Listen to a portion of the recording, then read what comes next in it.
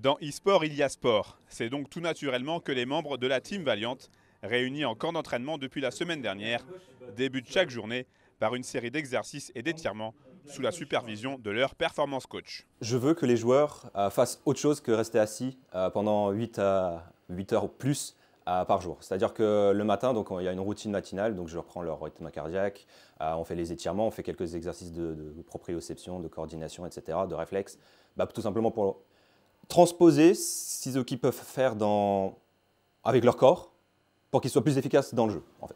C'est donc dans cette petite salle que l'équipe fait ses gammes.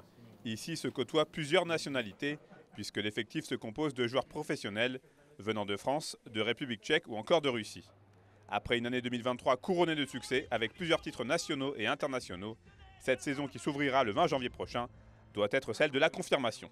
On est une très jeune équipe au final, on a un peu plus d'1 an, mais on a réussi à faire on a un palmarès qui est plutôt cool.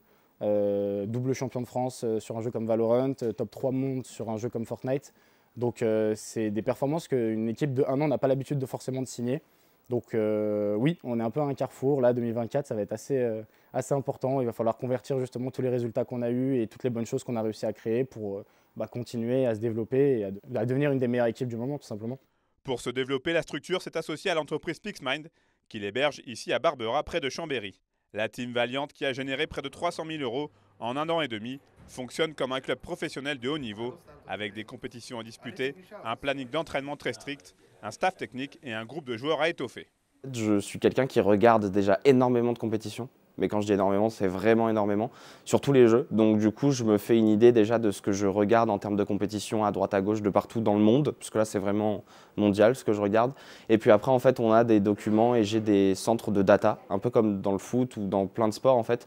Je me sers de data et de statistiques pour voir quels joueurs performent et de quelle manière. Et parmi ces joueurs recrutés figure Sohan Bessassa, alias Nesca, originaire du sud de la France, qui a intégré les rangs de la Team Valiant en 2022. Je joue aux jeux vidéo depuis tout petit. Pour moi, jouer au plus haut niveau sur Valorant, c'est un honneur et je donne tout tous les jours pour performer. On peut prendre la facilité et rejoindre une équipe qui est déjà toute faite, qui a déjà beaucoup de popularité, tout ça. Mais forcément, grandir avec la structure, c'est quelque chose d'important et je suis content d'être ici.